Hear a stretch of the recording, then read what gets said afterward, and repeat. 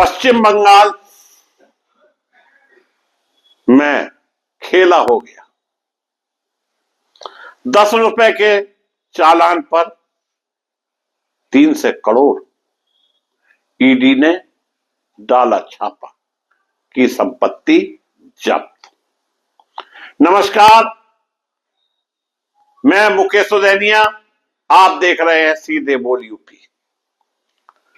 दोस्तों, पश्चिम बंगाल में 10 के चालान से खुला 300 करोड़ की संपत्ति का खेल, या पश्चिम बंगाल में हो गया खेला। जी हां, एक मामूली ट्रांजैक्शन से शुरू हुई जांच अब करोड़ों के साम्राज्य तक पहुंच चुकी है और अब मैदान में यानी ईडी, जिसने 300 करोड़ की संपत्ति जब्त कर ली, और सवाल फिर वही खड़े, क्या यह सिर्फ हिमसेल का सिरा है? पूरी कहानी हम आपको बताते हैं। पश्चिम बंगाल में एक छोटी सी एंट्री, बहुत मामूली सी एंट्री, एंट्री का मतलब है लेन देन, सिर्फ 10 रुपए का चालान, लेकिन इसी एंट्री ने खोल दी एक ऐसे नेटवर्क की परतें जिसमें बेनामी कंपनियां, फर्जी बिलिंग, सेल अकाउंट्स और जमीन जायदाद का खेल शामिल बताया जा रहा है। दोस्तों, सूत्रों के मुताबिक मामला मनी लैंडिंग से जुड़ा है। ईडी को शुरुआती इनपुट मिला कि कुछ कंपनियां बेहद कम रकम के लेन देन दिखाकर करोड़ों की संपत्ति खड़ी कर रही थी। जांच आगे बढ़ी तो पता चली कि कई संपत्तियां रिश्तेदारों और सहयोगियों के नाम पर थी। ईडी ने छापेमारी की, कोलकाता समेत कई जिलों में बैंक खाते फ्रीज हुए, दस्तावेज जब्त और आखिरकार करीब 300 करोड़ रुपए की चल अचल संपत्ति अटैच कर दी। कैसे खुला राज? दोस्तों, हम आपको यह भी बताते हैं।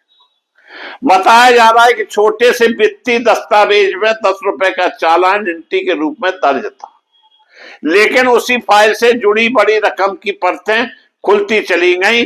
कई सेल कंपनियों का खुलासा, जमीन खरीद फरोख्त में भारी अनियमितताएं, नकली कॉन्ट्रैक्ट और बिलिंग, कैश ट्रांजैक्शन का जाल। ईडी अब इस बात की जांच कर रही है कि क्या यह पैसा किसी बड़े घोटाले से जुड़ा है या फिर चुनावी फंडिंग से संबंधित कोई एंगल भी सामने आ सकता है। सियासी संग्राम तेज। जैसे ही 300 करोड़ की संपत्ति जब्त की खबर आई, राजनीति गर्म हो गई। सत्ता पक्ष ने कहा कानून अपना काम कर रहा है, विपक्ष ने पलटवार, केंद्रीय एजेंसी का दुरुपयोग हो रहा है। पश्चिम बंगाल की राजनीति पहले से ही केंद्रीय एजेंसियों की कार्रवाई को लेकर संवेदनशील रही है। इससे पहले ईडी, सीबीआई की जांच पर कई बार सवाल उठ चुके हैं। कानूनी मोर्चा, अब जिनकी संपत्ति अटैच हुई वे अदालत का दरवाजा खटखटा सकते हैं। ईडी की जब्ती अस्थायी होती है, जिसे बाद में एडजुडिकेटिंग अथॉरिटी और कोर्ट की मंजूरी जरूरी होती है। अगर आरोप साबित होते हैं तो संपत्ति स्थायी रूप से जब्त हो सकती है।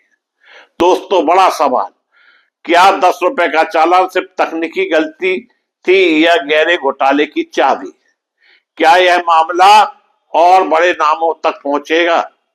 क्या आने वाले दिनों में गिरफ्तारियां होंगी? पश्चिम बंगाल में 10 रुपए की एंट्री से 300 करोड़ की कहानी और जांच अभी जारी। ईडी की कार्रवाई ने साफ कर दिया कि छोटा सा सुराग भी बड़े साम्राज्य को हिला सकता है। अब निगाह अदालत और अगली कार्रवाई पर।